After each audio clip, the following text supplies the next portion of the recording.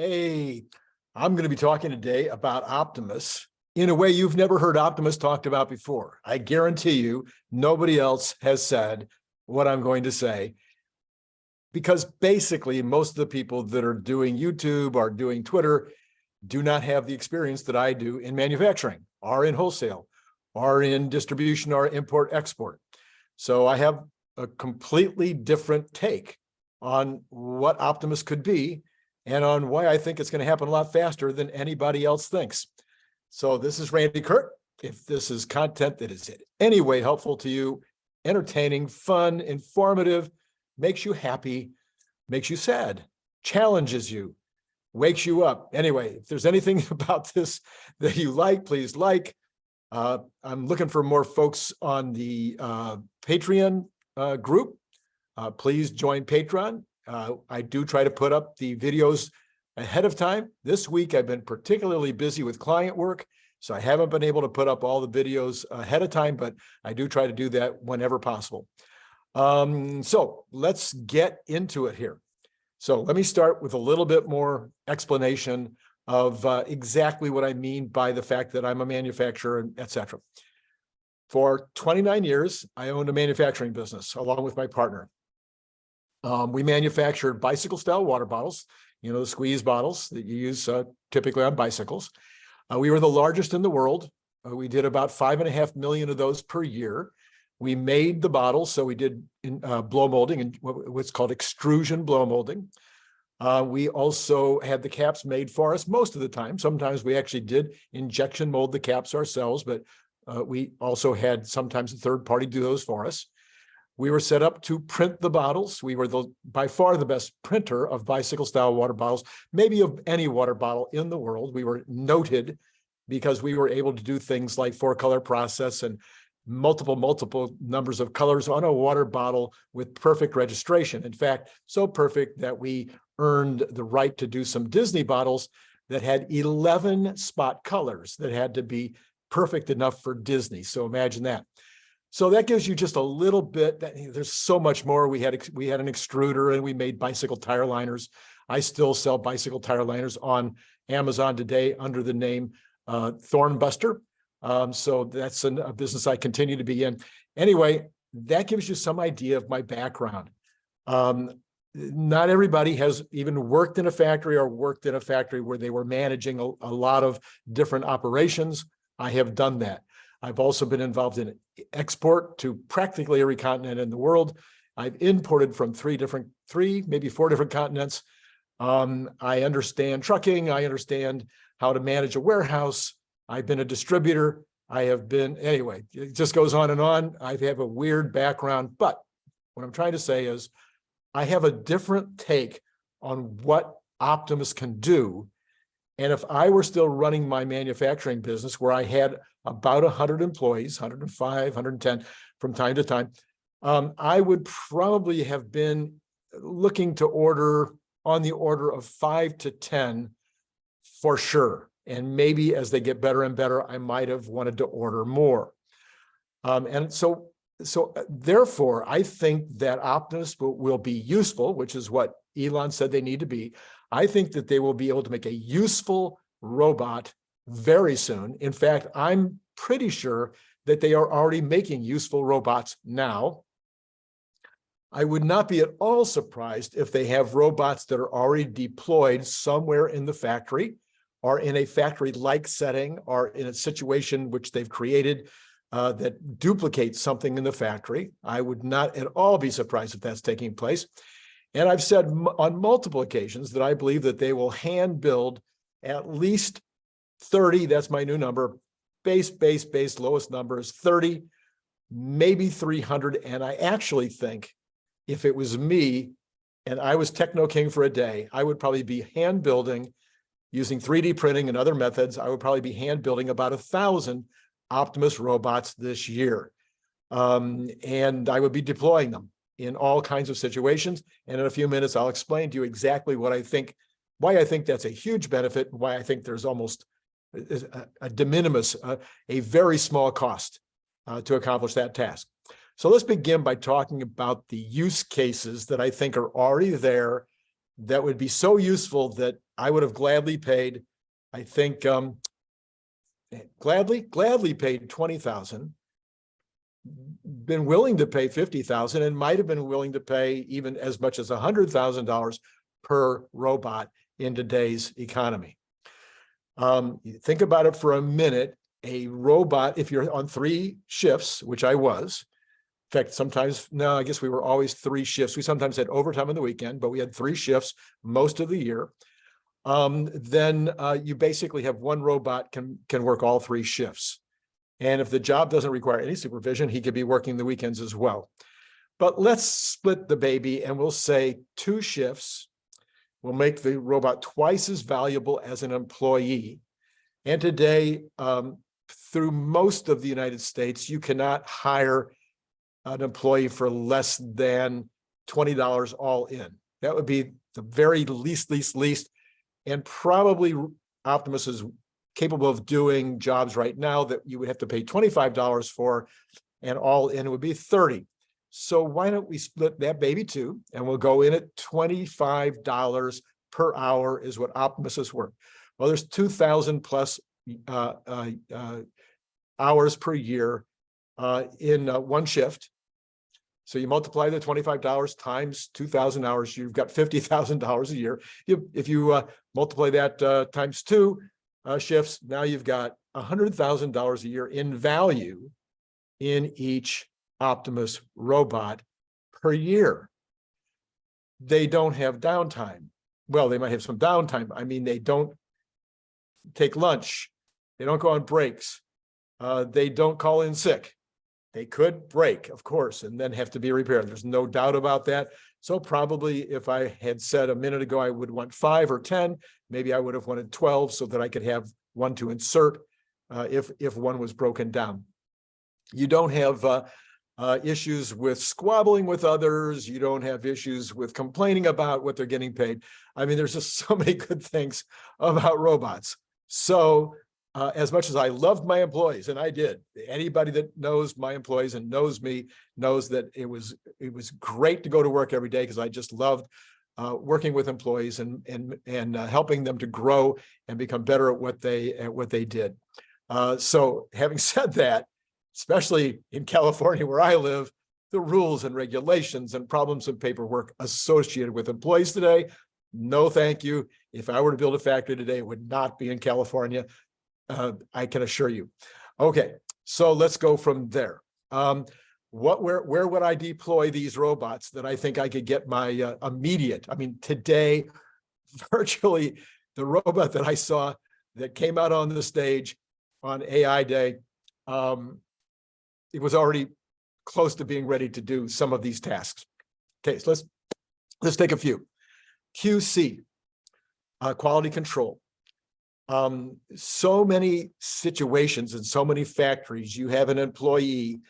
Let's say that in my particular case, it may be hard to visualize, but let's say the employee is taking a bottle out of a blow molder, and you don't want him to have to look at every single bottle and check it out. Besides, he's going to go blind doing that. He's never going to be paying attention. He or she is never going to be paying attention to the actual quality issues. But if you have a robot, the robot can pick up every single bottle, look at it, be programmed to know what it's supposed to look for in terms of, in the case of bicycle water bottles, it would be that the bottle is squeezable all the way around. There was no hard spots. The bottom of the bottle is supposed to have certain characteristics so that it works well in the printer. So there's all these quality control issues on a simple thing like a water bottle coming out of a blow mold.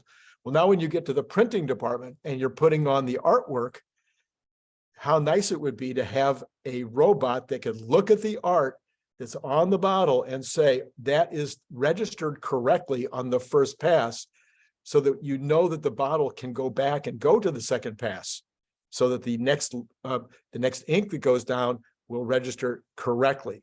And so forth and so on. So the robot could be doing all kinds of QC things that nobody can afford now. Lots of QC products are out there for taking pictures as things go through a production line. and catching certain things, and those are great. But on smaller jobs and smaller situations, smaller companies, you can't afford those, or they are not going to be in a production line. They're not going to be on an assembly line to where there can be a stationary camera that's catching these kinds of things. But a robot is different. The robot can literally pick the item up, look at it. It's a very easy thing, I think, for doing quality control issues. If you're an import-export, I would have a robot in, say, if I'm bringing product in from China and I want it QC'd before it gets here, I could literally have my robot in the factory where the product is being made, inspecting every single piece before it goes in a box. I mean, there's just a million things like this. I could go on and on. I could do this for hours. Okay, number two, security. You need somebody to protect the building. You need somebody to check to see if there's anybody creating any kind of a problem outside during the night when you're not there, et cetera, et cetera. So security cameras are nice, but they're stationary. If you have a robot, the robot can go and look around. It can, move, based on where it hears things that even humans might not be able to hear. So you could use it for security. Number three would be safety checks. Employees are notoriously not willing to do the safety checks that they're supposed to do. They're not checking out for slip and fall. They're not checking out for whether things are where they're supposed to be, whether there are things on the floor that shouldn't be there, et cetera, et cetera. So you could have one robot that did nothing but safety checks. Number four, this is one that I've mentioned on a few other videos, so excuse me if you're a regular and you've heard me say this before, but a lot of times the conveyor belt that everybody thinks about, the conveyor belt or the arm, the robot arm that's coming down and it's doing certain tasks, screwing things in or drilling or welding and doing all these things. Those are great for really big, large companies that have lots of regular repetitive work. But a smaller or middle-sized company, generally speaking, the robots that you need to buy are either too expensive or they're not flexible enough to do the kind of work that needs doing. So I've talked about putting a cap on top of a bottle. Now, our caps were not the screw-on kind, right? They are the kind that you pop on and then you press down. Well, that's not an easy job for a conveyor belt or for a robot to do, for a robotic type operation to do. And in fact, I asked several companies to come in and try to build me one that would do that. It also had a tether. In fact, let me see if I can get you, I can get you a bottle right here. So the cap has a tether, and the tether needed to slide down around the top of the bottle first, and then you come along and then you press down the cap like this. So I had several companies come in. This is probably 35 years ago. I had several companies come in. Their job was to figure out how to build me a conveyor belt with robotic parts that would do that responsibility. I had a couple of them that said, yeah, we think we can do that. And the price was always $100,000 35 years ago. Let's just double that. It's $200,000, right? So I'm going to, for $200,000, I would get this conveyor belt that would do this job, except nobody was willing to guarantee that it would work. I know that sounds crazy, and maybe things have changed, but I finally thought, okay, I can't do that. I can't spend $100,000 for something I don't know if it's going to work. With Optimus, I spend the $100,000 or the $50,000 or the $20,000, and Optimus does the operation similar to a human. And so therefore, it's just a matter of training Optimus. It's really basically pick up the bottle, pick up the cap, put the strap on, and then bring it around and pop down the cap and then put it in a box. It's a very simple operation. I think about 6 people on first shift and 3 to 4 on second shift doing that every single day. I think 1 or 2 or 3 robots could do all of that work. And here's the other kicker. Even if I'd gotten that automated equipment, then there was a necessity of employees being there to, 1 or more employees were still necessary to oversee that operation. With a robot, I don't need anybody to oversee the robot. So are you beginning to get my point here that these are not complicated or sophisticated things that need doing. And sometimes a humanoid robot is the way to do it, as opposed to automation or big robotic arms, etc. Oversight jobs are similar to QC, but they're not QC. So this would be a case of where sometimes cameras can do this. You have a camera in the building, and the camera's kind of watching everybody, what they're doing, are they doing things correctly, et cetera, et cetera. But there's so this oversight can be done that way. But if you're the owner and you've got 5 cameras or 10 cameras or whatever, you can't be watching all of them all the time. But if you've got a robot in each department, and the robot's job is just to make sure that the job is being done the way it's supposed to be done, not spying on the employees, watching the job and making sure that it's operationally being done the way it's supposed to be. And there's a million things like that in factories, in shipping and receiving, in operation of heavy equipment, where a oversight robot could be checking to make sure that people were doing things the way they're supposed to be doing them. Dangerous jobs that could be done side by side with an employee, where the employee is no longer in danger, where the job requires finesse. Okay, so something is being assembled, or something is being welded, or something, but it's not as clear cut as like the weld comes in every single time at exactly the spot so that a big robot arm can do it. It requires more finesse. Something needs to be turned and changed, and that I don't have exact examples to give you, but there's a million jobs like this where the screw or the bolt or the hole that has to be drilled or wherever else, it's not just simple, always exactly the same. But it's dangerous. And if you have an employee that's standing there, okay, I'm going to use my example. Again, if you follow me, you've heard me say it before. The example I like is as a masseuse. You cannot get a robot arm that comes in and massages your shoulders perfectly. They have them in chairs. You can buy these ones that you put in your chair. There's a million different ways that there are robotic massages now, but it may not be massaging you in the right place, or at the right depth, or the right feeling, like up and down, or side to side, or to the right or to the left. That's why I want Optimus. That's my main reason, is so I can get a perfect massage. Okay, to the right, to the left. I don't like massages by humans. I'm sorry. I'm not alone. I know this. Some of you don't like to have a massage by a human either, unless it's a very close personal human. So, but the robot, you can tell them, I want it harder. I want it softer. Yeah, that's perfect. Now do that again and again. Okay, now do it slightly to the right. Well, there's jobs like that besides massaging that are very much the same, where there needs to be a spoken word from a human to help do the nuanced work. Okay, that's another possibility. So in the screen business, you have these big screens. Maybe you've seen them. You have a screen that's stretched across the frame, and then the artwork is burned onto the screen, and then you put that into the screen machine, and then that's the ink can only go through at certain places and not go through at other places, and that's how you can screen a t-shirt or screen a bottle, screen anything. Okay. Well, when you're done with that, somebody has to take the ink off of the screen. So we have what we call an area in any screen print business, and there's millions. You can imagine how many screen printing businesses there are in the United States, and where you go and you spray off. You put on a chemical sometimes, or just water, and then you use a sprayer and you spray off these screens until they're ready to go, so you can reuse them.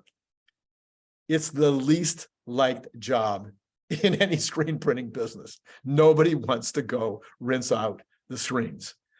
But a robot wouldn't care at all. Pick up the screen, put it out there, put any emollient you need to on the screen, take up the sprayer and spray, and then brush and do whatever's necessary, and look at it, and it's right, and then put it aside. I think that's a fairly simple task. Okay, there's dozens and dozens and hundreds of jobs like that humans don't like to do, they hate to do, that you can get the robot to do, that are simple. They're simple, but they're monotonous, or they're horrible. They require ugliness in some way, okay? All right, let's talk about what are the limiting factors. No, in fact, let's do something else first. What would be the benefits of Tesla immediately building 30, 300, or 1,000 of these robots? Number one, for learning. What have we all heard about 1 billion times? If you're paying attention to Tesla and you're paying attention to robotaxi and you're paying attention to FSD, you know that the number one thing everybody talks about is the data. We need data, data, data, as much data as we can possibly get from the activities of these cars that are driving millions and millions of miles, millions of cars driving millions of miles, bringing in data from the cameras, bringing in data from the car's activity, the engine, the motor, the heat, the humans in their seats, the way that react in accidents, the way the humans react when they're confronted with certain circumstances, data, data, data, data. Well, the more of these robots that you can put into work situations, the more data you can immediately start generating, the faster that you can move towards general AI or general learning. And of course, as the data comes in, the more the better. Then that data is used to be able to train the other robots to be able to be more effective. And as they become more effective, then the new data becomes even more important and more useful. So to me, that is the number one reason for building 1,000 as fast as possible and turning them loose in the real world. And when I say that, I mean in factory settings, in Tesla, at SpaceX, at wherever any of the Elon Musk companies or companies that Elon might talk to, or the employees of Tesla would talk to and say, hey, we'd like to try the robot out in this particular use case. Would you be willing to let us put one in your building? I think this is obvious. I don't know why anybody would fight me on this. I think if Elon hasn't already thought of it, you should send him a copy of this video and he should go, oh my gosh, why didn't I think of that? I should deploy 1,000 robots as fast as possible. If you can think of a single reason why this wouldn't be smart, I would love to hear it, okay? So number one would be for learning. Number two would be experimenting with different use cases. So I've given you dozens of 8 different use cases above. There's more. Could you, in the comments, would you put down use cases that you might be aware of? Maybe you worked in a factory, maybe you worked in a distribution center, maybe you worked in some kind of outdoor activity where you were, hauling stuff or digging stuff, or, maybe in farming. In fact, I've come up with a few thoughts with regard to where the robots might also be used to run equipment, to run forklifts, to run tractors, okay? Easy places that don't require a lot of understanding to be able to run, to be able to drive a tractor, drive a forklift. So maybe you can give me more ideas. Could you put those down below? I'd love to hear your ideas in terms of where a simple robot, simple use cases, where they're probably already, right now, as we speak, ready to do some of these easy things. Okay, so as they experiment with use cases, again, more data, more information. Failing fast. So all the parts, all the elements, okay, we got the software and the learning part. And what about the hardware? So you want the hardware, you want to develop the hardware as quickly as you possibly can. As Elon has said a million times, he wants to fail and fail fast and fail forward. So if you have 1,000 robots out there or 300 robots out there, then as you're building each iteration, let's say you start with 30 and the 30 go out there and they fail in certain ways. And you're like, oh, okay, they failed this way over and over again. We can analyze that. And now we know what to do. We change this piece, we change this part, we rotate something a little differently. We know that we have to have a different kind of compliance. You're failing fast and you're failing forward because you have lots of situations on the hardware side, and you also do on the software side. Where is the software failing? And then, of course, the learning, that's the other part I've already mentioned. Okay, reason number 4, if you have 1,000 robots or 300 robots out there working, you can show your progress to the world. I mean, what would happen if you guys are interested in the stock going up? Okay, let's do a video showing dozens of robots going around, and the robots are doing this job and they're doing that job and they're doing this job, or they're walking through the plant. They're sitting here talking to a human next to them. The human is directing them to do a complex task. I mean, holy mackerel. Once the investing public would see that the robots are being deployed in all these use cases, oh my gosh, the story would be huge. Think about the robots that we're already seeing that are doing flips and jumping up on boards and things. People are already mesmerized by those, but how much more so if they were doing useful tasks? That would change everything. Number 5 would be they could move faster to simulation training. So while many people say, oh, you don't need to build 1,000 robots because you just do it all in the simulators. Yeah, but the simulators are only as good as the real world stuff that is put into the simulators in order to then make the simulators smarter and better. Anyway, I think you get the point. It's a virtuous circle. You put in real world stuff, then from that you can begin to simulate some of those activities over and over again, which helps to be able to create the necessary or the even advanced learning. Okay, number 6. You could find use cases that aren't obvious. It's so, you sit here, I bet you I could come up with, you challenge me. If you, in the comments below, if you want me to do a video where all I do is list 100 use cases that would be obvious, I'll be happy to do it. Or maybe you guys could just do it for me in the comments below. Anyway, but some things are not obvious. I'm sitting here thinking, well, I wouldn't be able to use the robot to do art. Well, but maybe the robot could do some kinds of art. Not all art, but maybe some. Right now, we have AI doing art, but it's a kind of an odd kind of art. It's not the kind of art you do in a print shop where you're creating the art to go on a product, like a t-shirt or a water bottle or a package or something like that.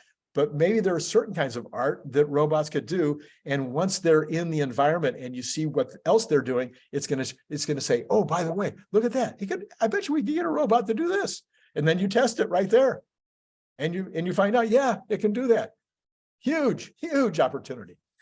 Okay, and then number 7. And by the way, the benefits would be another place you could comment. Can you think of additional benefits to having 300 or 1,000 robots out there doing the work right now? What would other benefits to Tesla or to the project, to the moving the project forward? What would be other benefits that would happen? All right, what are some of the limiting factors? Oh, wait a minute, I have a little bit more here. Let me go back. I'm sorry. Okay.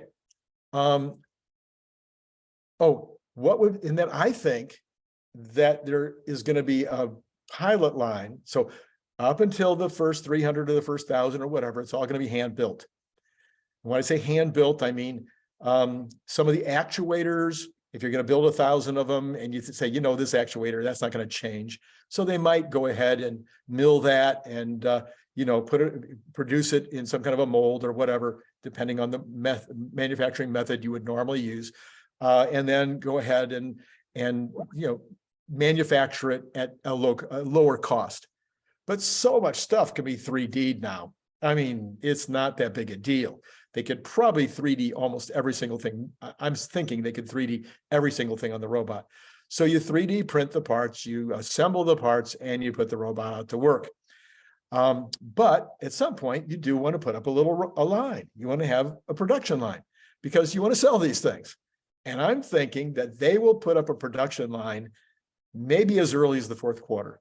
I know nobody's saying this. Nobody else is saying this. I get credit, please. I like credit. Don't you like to get credit? I'm saying they will have a production line probably in the 4th quarter, but certainly by the 1st quarter of next year. The production line might only be capable of building, 100,000 a year. Maybe it's a couple 100,000, maybe it's even 1 million a year. It'd be kind of a pilot line for 100,000 a year or so. So I don't see any reason why they won't. I think that they will have a usable robot. I think they do right now. I think by that time they will have iterated it enough to where they're like, we can deploy these in the wild. We can begin to sell them. They're good enough. They're good enough to deploy.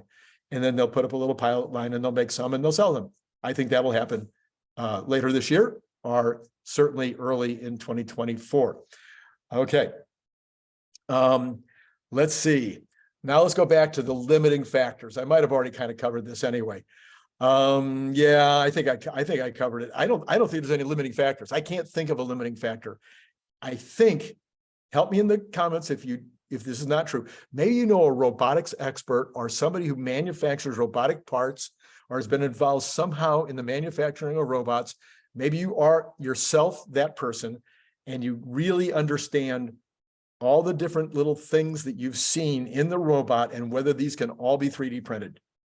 If they can all be 3D printed, there are no limiting factors. Okay, I don't think. Maybe you can think of one. I'd love to see it in the comments. But I don't think there's any limiting factors. Now, I guess the limiting factor could be that the robot's overall capabilities would not be ready to really put it in a factory yet, except the one I saw was. It was already walking over, picking something up, and then moving it and putting it over here. It was already taking a watering can and watering the lilies. Okay, those are already things that it was doing while standing. So I don't think that the kind of overall humanoid characteristics are a limiting factor. Maybe the cameras, I don't think the cameras are a limit. So I can't think of any limiting factors, assuming they could all be 3D printed. Oh, limiting factor, too expensive. Well, so I figured out, let's say they cost $100,000 a piece to 3D print them. I can't imagine it's even close to that. I'm thinking it's probably on the order of $10,000 or $20,000 a piece to 3D manufacture them. Let's say it's $100,000 a piece. So you spend the $100,000 and you do 1,000 of them. That's $100 million. That's a drop in the bucket for this project. A drop in the bucket for Tesla to spend $100 million to maximize the opportunity with the Optimus. It's a drop in the bucket. Oh, and by the way, you spent the $100,000 and you've got a robot that's doing useful work out in the plant. I probably should have led with that. That's probably the most important thing I've said all hour, is that why wouldn't you build 100,000 of these if they can do useful work? Because I've already told you they would be worth $100,000 in my plant. And if you can build it for $100,000, why wouldn't you build as many as you could to do whatever useful tasks you need done in your manufacturing plants?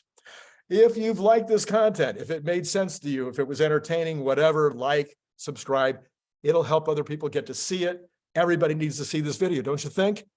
And then we do fun things like this in the Patreon, and down below I've got the link for the Patreon. It's $5 a month, and you could maybe be part of experimenting and mind experimentations and masterminding and spitballing about futuristic things like we just kind of did on this video. So all that said, it's been great talking to you today.